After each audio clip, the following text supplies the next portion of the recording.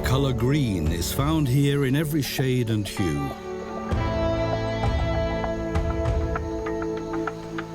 Costa Rica is famous for its extensive national parks and fascinating forests.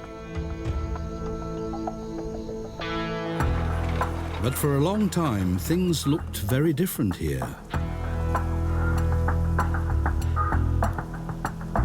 Over centuries, people in Costa Rica felled tree after tree.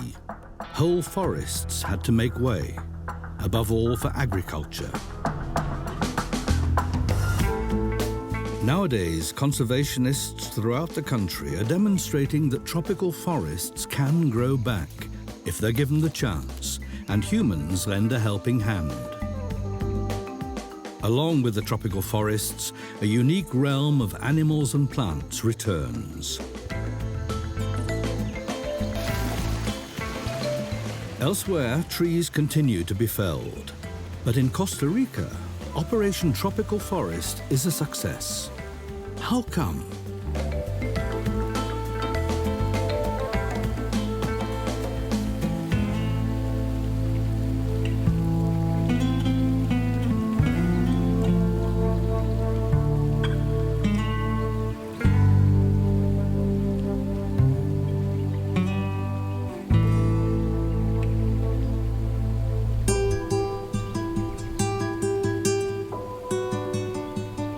The Rio Pacuare in eastern Costa Rica looks like a tropical paradise.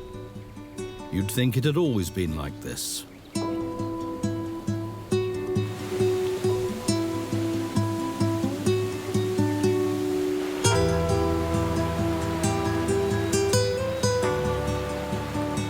The plant and animal diversity is great.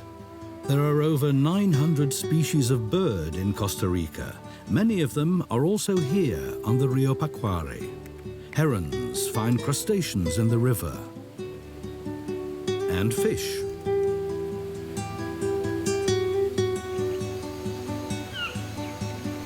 Toucans are in their element, as are green iguanas and tree frogs.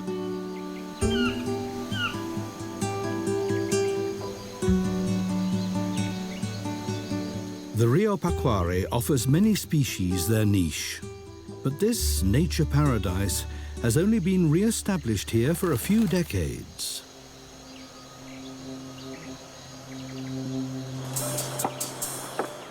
Before that, Costa Rica had taken a very different direction. The increasing destruction of the tropical forests had become ever more intense.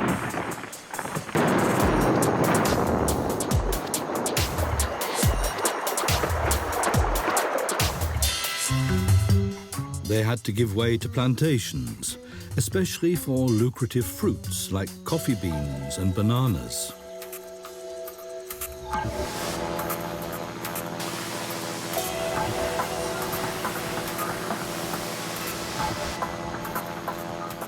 Then there were pineapple and coconut plantations, as well as livestock pastures.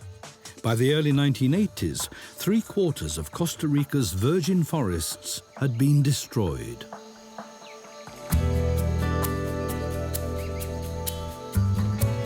Even the Rio Pacuare was lined with cattle pastures, until a group of businessmen set out to bring the tropical forest back to the banks of the river.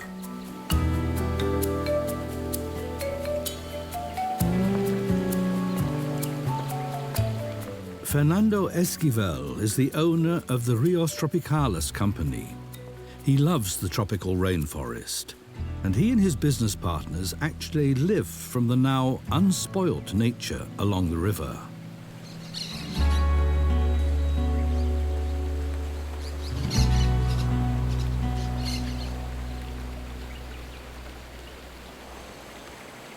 This is the perfect place for the jungle adventures that Fernando offers his guests.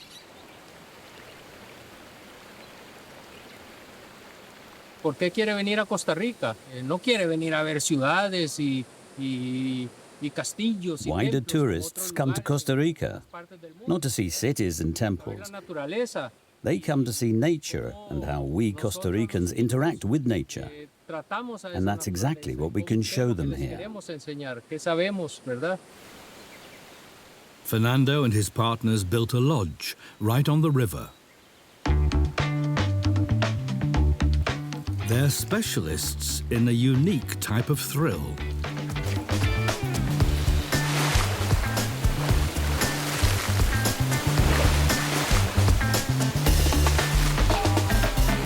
Rio Pacuare has become one of the world's favorite rivers for rafting.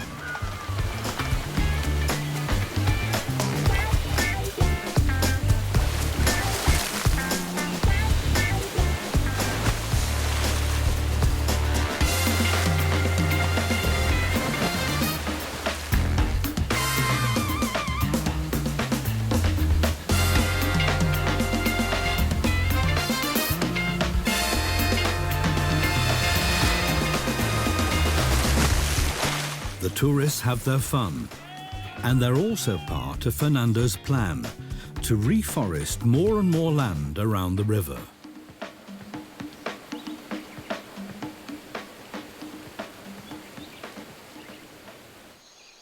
In the nearby village of El Tigre, Fernando and his team are continuing with what began on the Rio Pacuare. They've been working with the villagers for more than 15 years.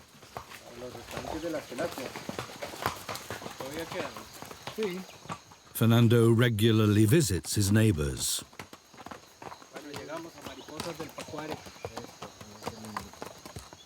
Some of them collect the seeds from indigenous trees, like those of the almendro, and grow them into seedlings.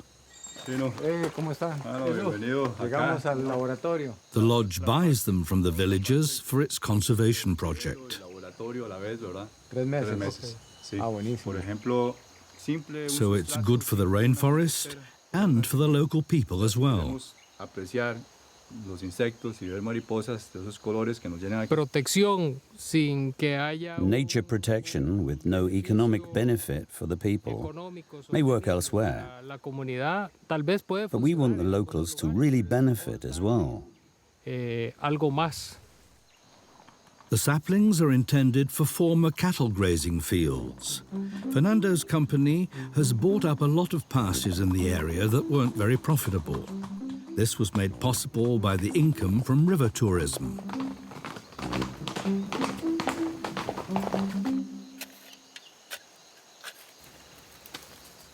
This whole area used to be tropical rainforest. In future, the saplings grown by the villagers will grow into a new forest. Fernando's company employs locals to plant the trees. Gradually, they're reforesting the former cattle pastures. Species which have become rare, like this pilon or bully tree, will later bear a lot of fruit and feed numerous bird species.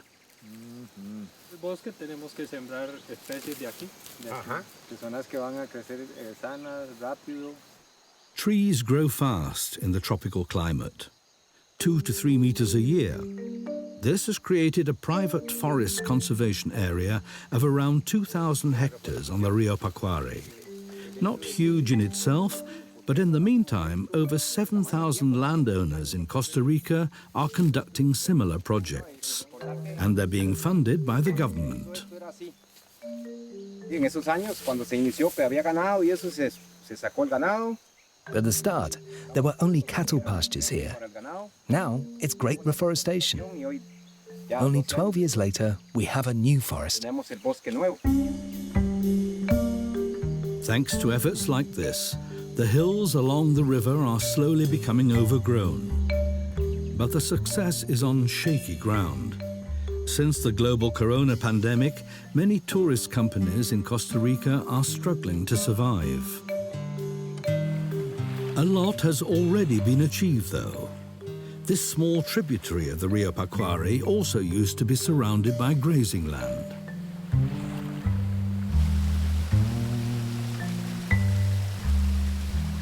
Now the area is hardly distinguishable from virgin forest.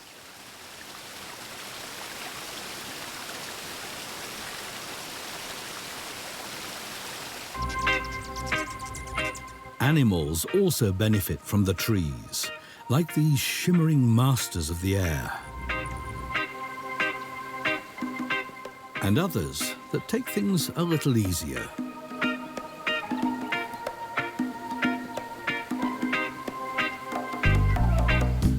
Three-toed sloths are unhurried leaf eaters. Their vegetarian diet is low in calories, so they don't do anything hastily to save energy.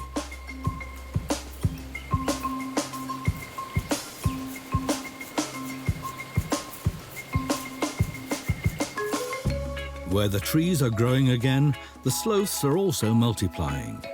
The young are carried aloft all day through the treetops. Hummingbirds are dependent on the diversity of plants. Where particularly nutritious flowers tempt them, they tank up again and again on their fuel.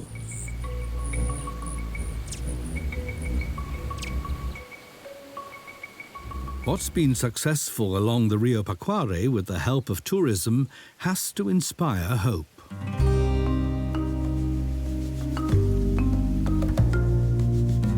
But how can business and nature conservation continue to be combined at a time of dwindling travelers?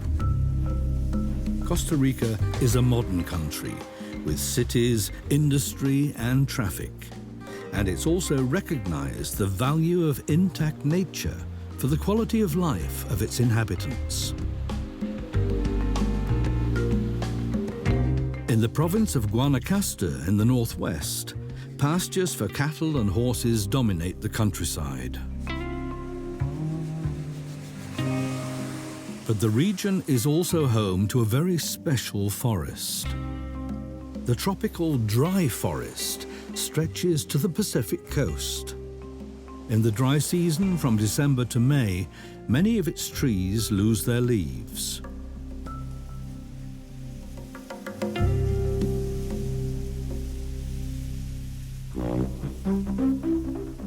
This is where the Santa Rosa National Park has been created, named after the vast cattle farm it replaced. A reminder of that time is the main house of the hacienda, now the visitor center of the park. At the start, the national park consisted of just a small remnant of the dry forest. Jorge Blanco and Felix Carmona were already on the staff over 35 years ago, when a bold plan was hatched. The vast grazing meadows of the ranch surrounding the park were also to be reforested. The land was bought up without further ado, with donations and government support.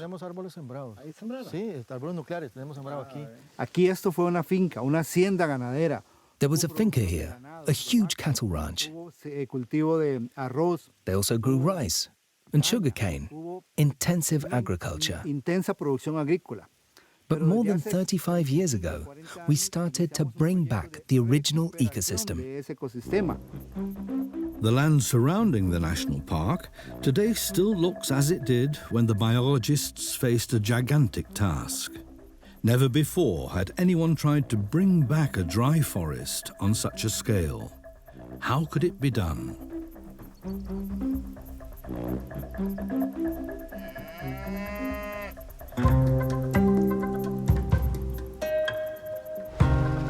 In the past, the dry forest stretched along the whole Pacific coast of Central America. 300 years ago, the Spanish colonial rulers had already begun to clear the unique ecosystem, until only small patches remained.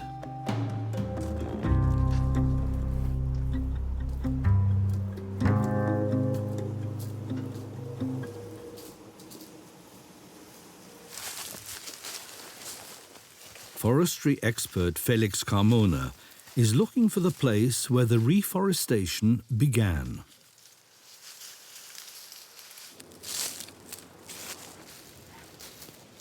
takes him a while to find what he's looking for. The marker tells him that he himself planted this guapinol tree.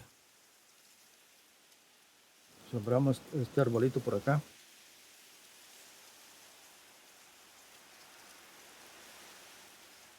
Yo encuentro un árbol de esto, se me salta mucha alegría. When I find one of these trees, I'm really pleased. Que ha valido la pena. I know then that the work's been worthwhile. 50, 100 años. The tree will be here for 100 years, attracting birds that spread the seeds. Muchas especies de aves a posar. Animals that live on the ground also come and help the process. Que van a venir. Animals like agoutis ensure that, from the basis of the individual planted trees, the forest virtually recreates itself. With amazing success.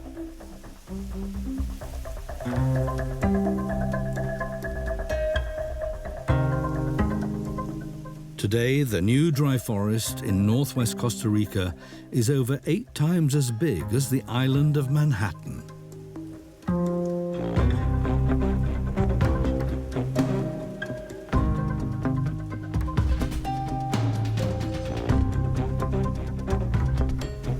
In some places, though, Jorge and his team reach their limits.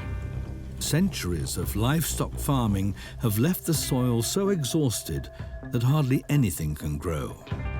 Here they have to try different methods.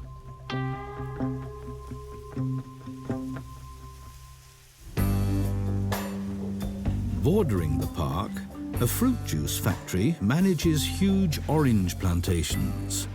The oranges are used for their juice, and their peel has to be disposed of as waste. Couldn't this be useful for nature conservation, wondered the national park people?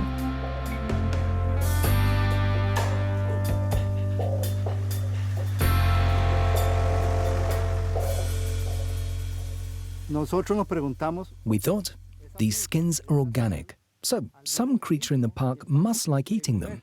Entonces We signed a contract and started a pilot project. Hicimos un proyecto piloto. Over 1,000 truckloads of orange peel were spread in the park. In just a few months, billions of fly larvae had consumed the lot. The result? Fertile soil. And the first new plants established themselves. Where hardly a blade of grass had stood a chance for decades, suddenly bushes were growing. And then trees, all by themselves.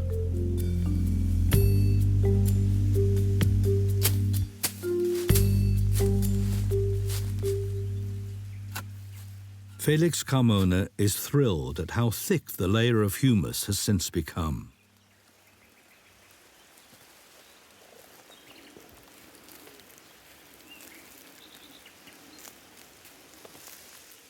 Eso quiere decir que es puro suelo. This is pure soil. Creció el suelo, The earth has become richer and richer in nutrients, ha puesto encima including what the plants have let fall. profundidad del suelo, It's really deep. el horizonte, que And es here, where everything was full of stones, I don't find any more stones at all. que había antes, era mucha piedra.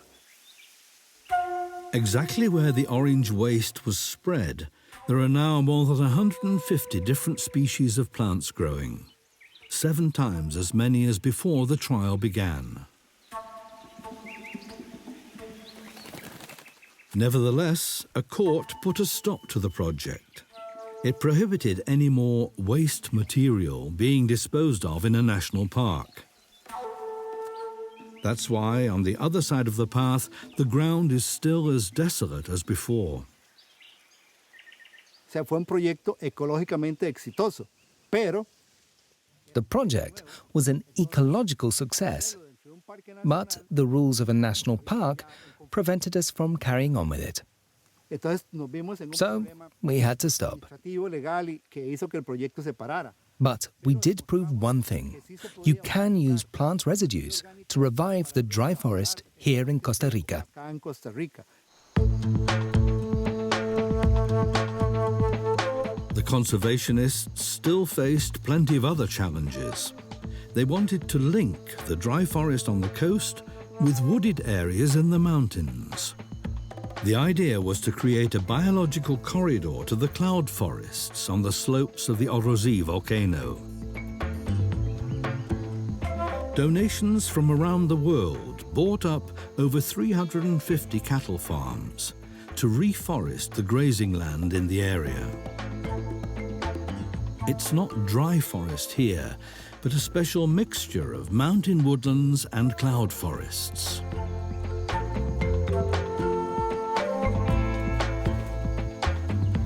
It's hard to believe that this bit of forest is just 20 years old.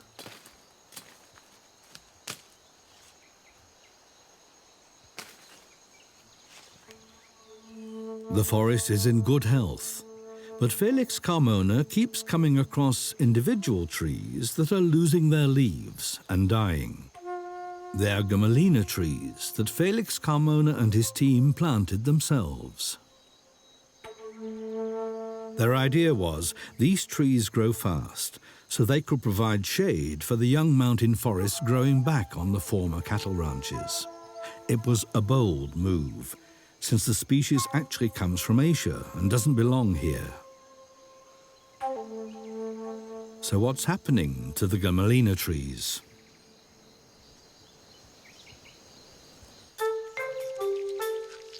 Leafcutter ants are responsible for the trees dying. Just what the biologists of the national park had wanted.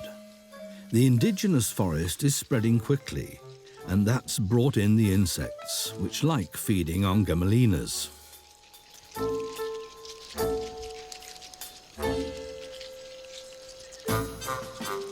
The indigenous trees are attuned to the ants, while the Asiatic trees die off, just as the biologists planned.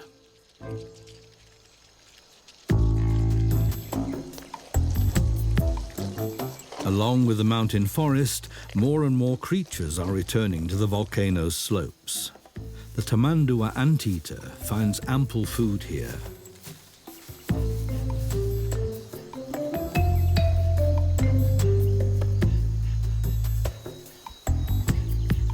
With every plant and animal species that re-establishes itself, the natural balance becomes more stable. Tens of thousands of insect species, predators, and insect and plant eaters are flourishing and mutually control one another in the recovering forest.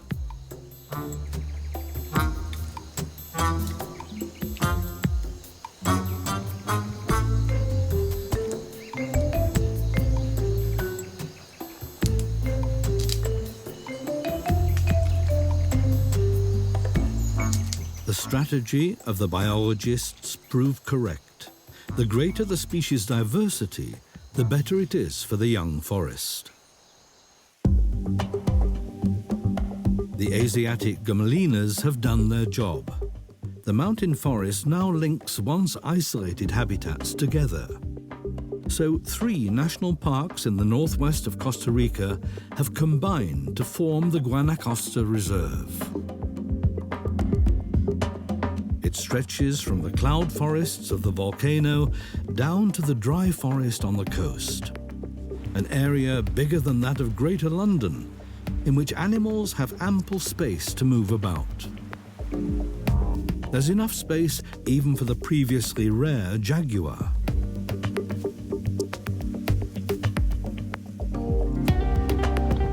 And hunting grounds for American crocodiles over 4 meters in length. The nature reserve actually extends beyond the coast and into the Pacific.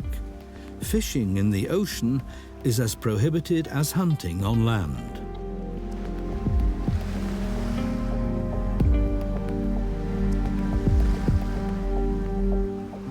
The animals in the park live largely undisturbed, so there are some exceptional sights to be witnessed once the sun goes down.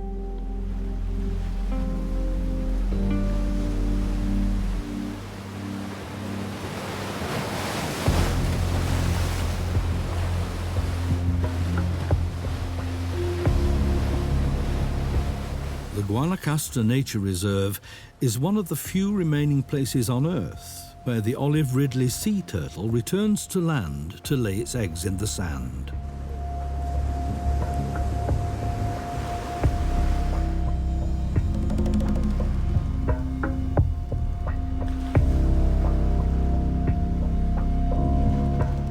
The jaguars of the national park are waiting for them.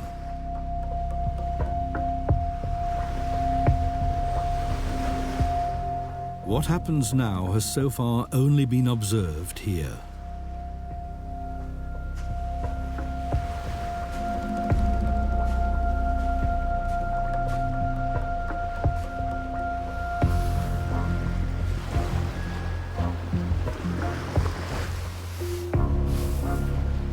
It's brutal. But for the conservationists in Costa Rica, it's a sign that their work is succeeding. Nature takes its own course.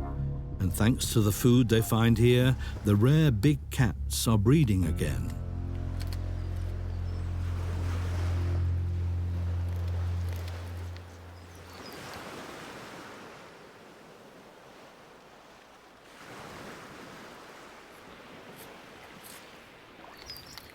And neither are the biologists worried about the sea turtle population.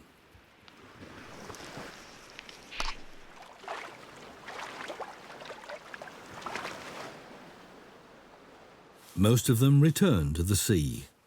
The jaguars pose no threat to their survival.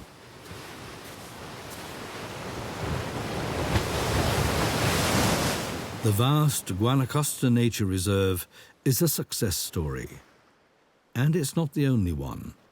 A quarter of Costa Rica is now under nature protection. That's exemplary worldwide.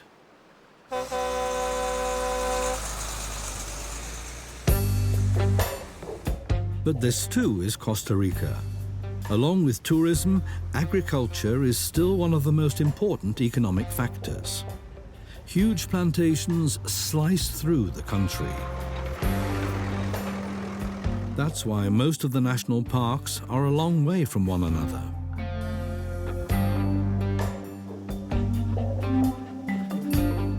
Pineapple growing in particular has been booming for some years.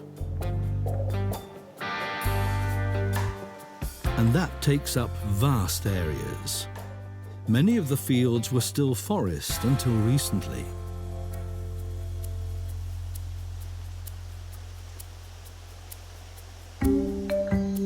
But in the midst of the most important pineapple growing regions, there are also farms which are taking a different path. They're pinning their hopes on small fields, surrounded by tropical rainforest. They're showing that agriculture and nature protection can go hand in hand. This farm is a family business.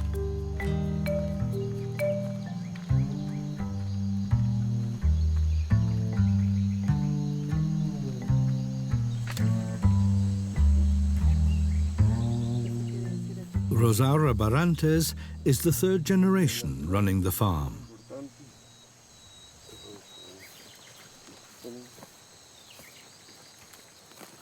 Es una tradición familiar. It's a family tradition. My grandfather left it to my father and he to us. And he told us, never destroy nature. Dijo, nunca destruyan la naturaleza. That's why on Rosaura Barrantes' finca, fields alternate with forest. Wooded areas like these are important. They give animals the chance to wander from one national park or nature reserve to the next. Scarlet macaws find food here. These large, colourful birds used to be caught in their thousands for the animal trade. Nowadays, they're a protected species and are increasing again. The more wooded areas they find, the better.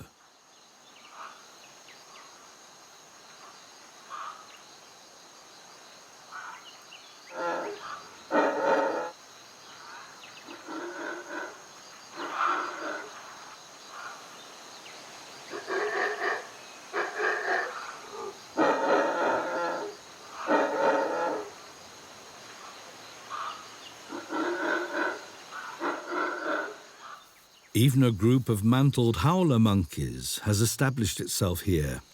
Every day they watch Rosaura and her employees working on the fields and thrive on the great variety of leaves in the forest.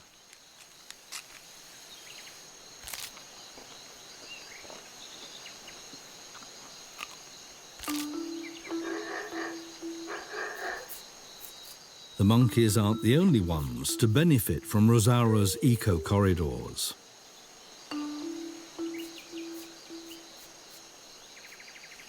The trees attract numerous other species, insects, birds, and even wild cats. A nimble hunter is prowling through the forest, an ocelot. Its favorite food? Rodents.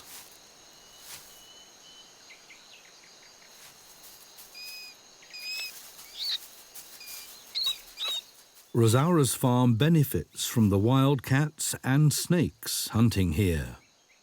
Y como está la montaña cerca, Animals come from the forest and the mountains nearby and eat the rats. la rata, And that reduces our costs for pest control. nos bajan los costos de contaminación. Rosaura aims to be able to do without chemical pesticides altogether in a few years' time. To that end, she's found herself a special business partner. Luciano Nicolis exports organic pineapples. He supports producers in Costa Rica who want to run their farms on eco-friendly lines. Luciano is convinced that the market for organic fruit will continue to grow in future.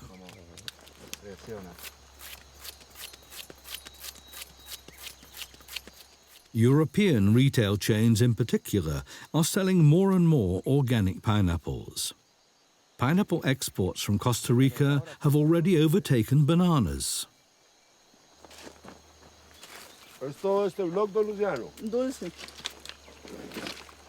Que se está para exportar la próxima semana. To become organic, conventional farmers have to restructure, which is not easy. Laboramos mañana. More toxic pesticides are sprayed on pineapples than on virtually any other crop. Their job is to keep the fruit free of pests and diseases.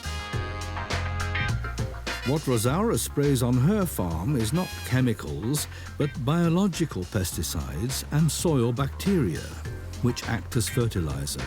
So the soil and the groundwater are not polluted. And organic farmers don't have to accept lower yields. Rosaura and the other organic farmers are harvesting the same amount of pineapples per hectare as farmers working conventionally. Even so, only a small number of farmers have so far converted to organic.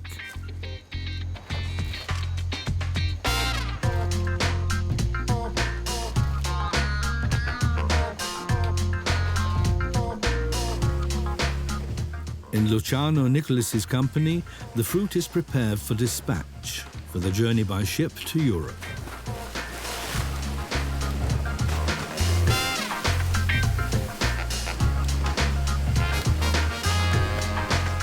Rosaura's fruit shows how the pineapple business can be run without destroying Costa Rica's rainforests.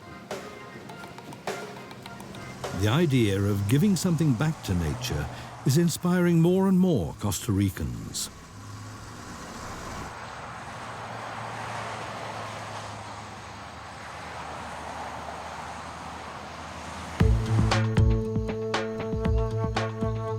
Like the neighbors of the country's largest privately owned nature reserve, the Bosque de los Niños, this huge area, measuring 220 square kilometers, was bought piece by piece with donations from school children around the world, and then reforested. Hence, the Forest of the Children. A small lodge for tourists has been built a few kilometers away from the reserve, near the village of La Tigra. A lot of visitors come to the La Tigre Lodge because of some special inhabitants of the forest. But they only appear at night.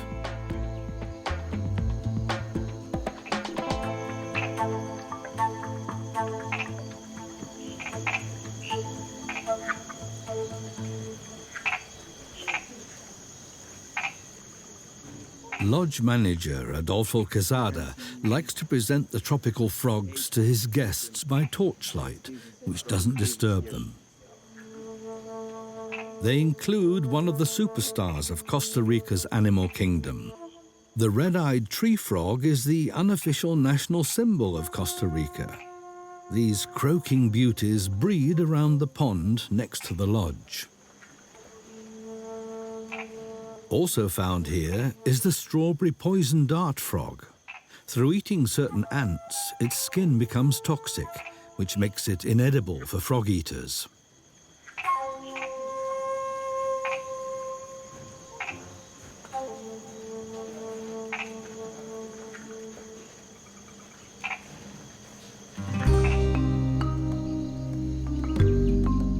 The lodge is surrounded by a small forest, which the operators planted themselves.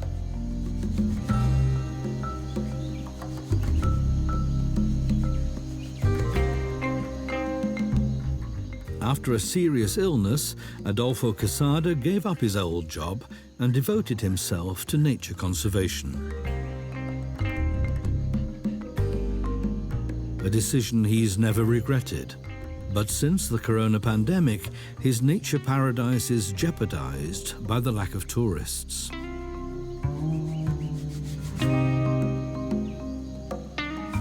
Adolfo regularly checks whether the frogs have been joined by other animals in his patch of forest.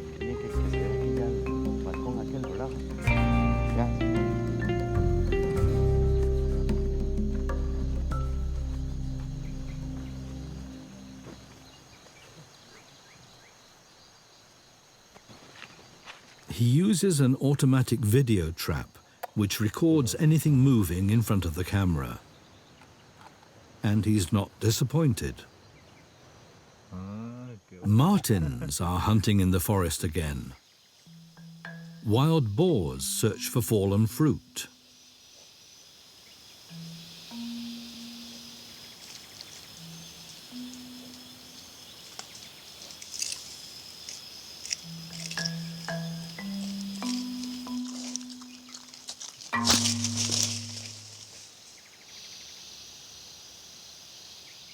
Great tinamous and Central American agoutis feel at home here.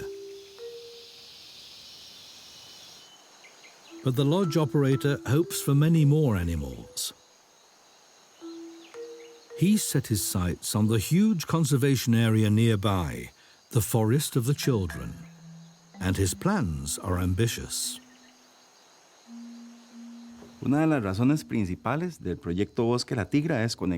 the main reasons for our La Tigre project is to join our forest down here with the forest up in the mountains, with the Bosque de los Niños conservation area. This will serve as a buffer zone and a biological corridor where the animals can live, move around, and reproduce.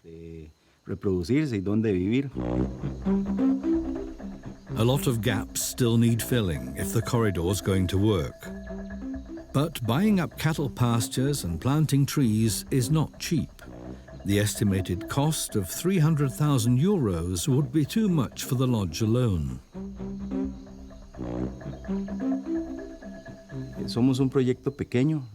We're a small project and don't make a huge amount.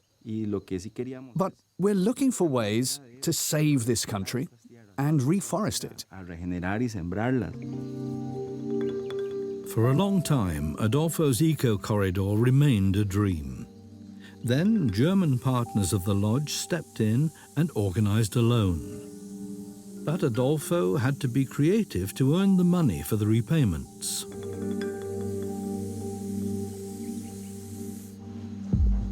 Tourists and small companies would pay for the reforestation by lending a hand themselves.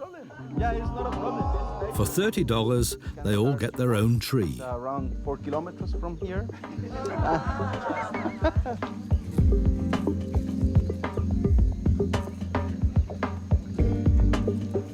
And a place to plant it themselves.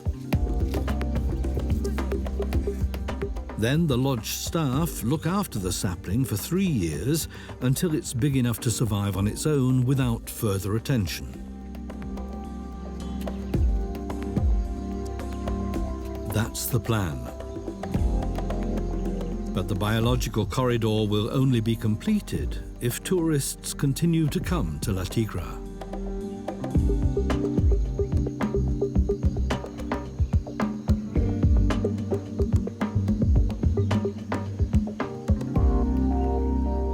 The dry forest in the province of Guanacaste was the model for many such success stories.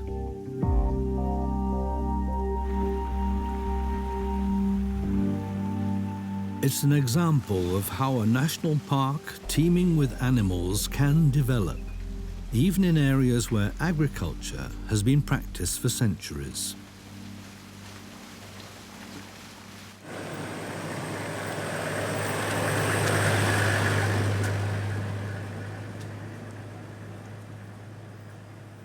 But for some years now, the scientists have been registering changes in the Santa Rosa National Park, which are a cause for concern.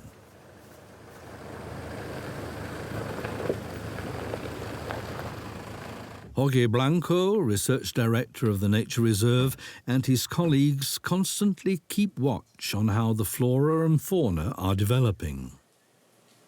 Sí. Allá se ve, vamos a ver si vemos tal vez.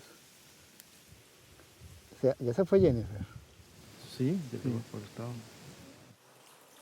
On this day, they come across Colombian white-faced capuchin monkeys clambering through the treetops in search of fruit and insects. They're thriving in the national park. So far. Aquella punta que se ve allá. Era allá, aquella punta.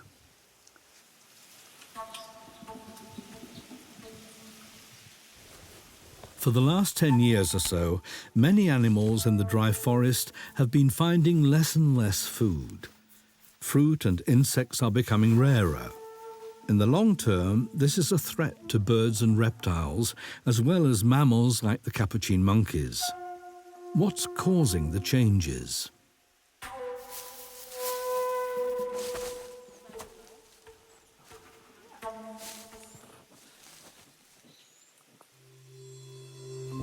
Jorge and his colleagues have noticed that the dry seasons are lasting longer and longer in the region. And even in the rainy seasons, the rains often don't come.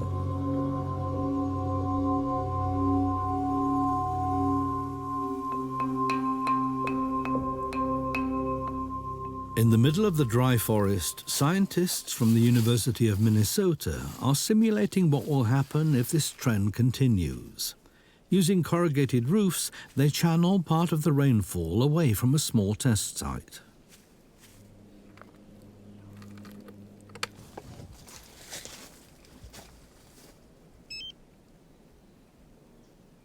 They measure how the plants react to this man-made drought, how many leaves they have, and how they're growing.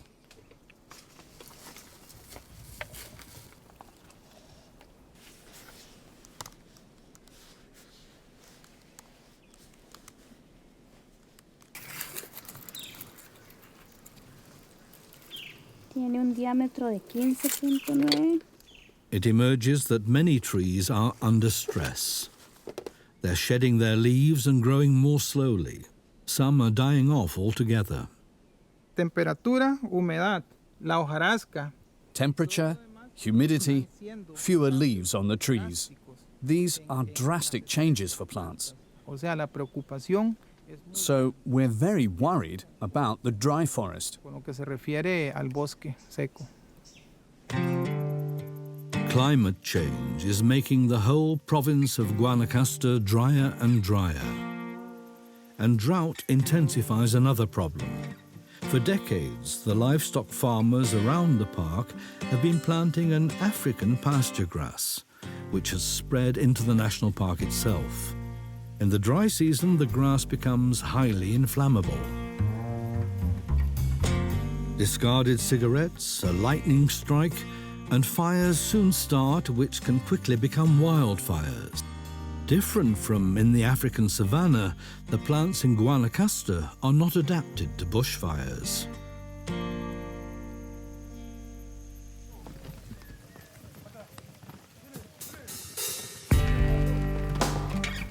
That's why these are important members of staff in the nature reserve.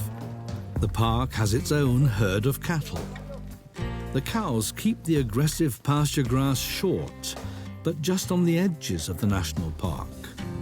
The conservationists would like to have the cattle in the park as well, but that's prohibited.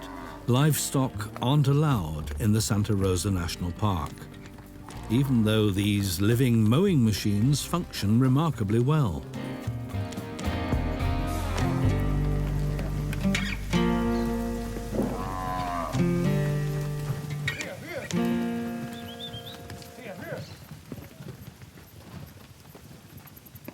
All around the reserve, the cattle have just one job: eating as much grass as they can.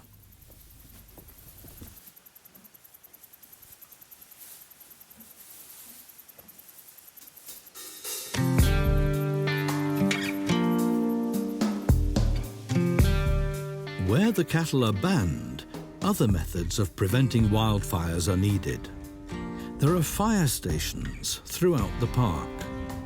Otherwise, the danger of bushfires, which would destroy over 35 years' work, would be too great. During the dry season, the fire stations are manned around the clock. The bomberos, the firefighters, report even the smallest column of smoke to headquarters.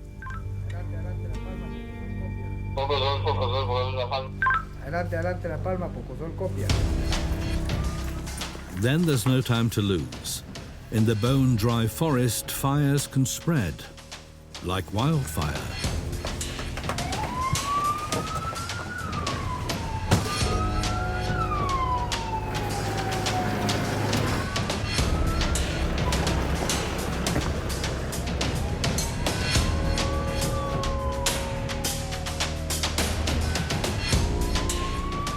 In the low-rainfall Guanacaste, fighting bushfires is just as important as planting trees.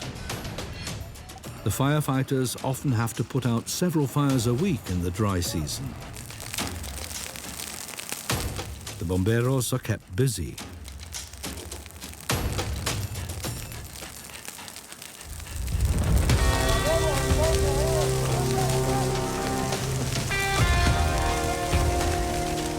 Many people living in the province are so attached to their unique forest that they support the firemen as volunteers.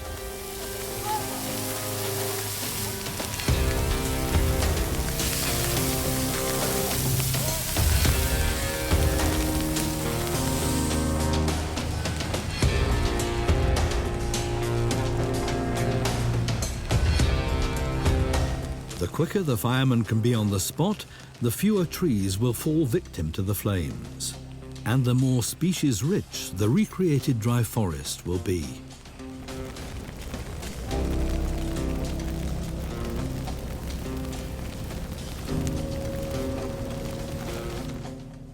Firefighters, cattle, orange peel as fertilizer.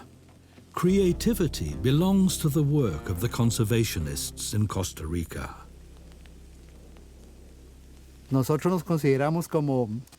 We see ourselves as the doctors of biodiversity and of the forest. In the last 35 years, we've done various things to help heal what man destroyed here. We have the forest back with us now, and that's what's important. Whether in the dry forest in Guanacaste or the rainforest along the Rio Pacuare, in Costa Rica, the trees are returning. The forests are growing anew. Costa Rica has doubled its forested area in just 40 years, showing that what long seemed impossible can work. I tell anyone who says the rainforest can't return to come here. We'll show them how we've managed it. Costa Rica can set an example for many other countries. An example of how the wonders of nature can be given a second chance, how Operation Tropical Forest can succeed, and the forests return.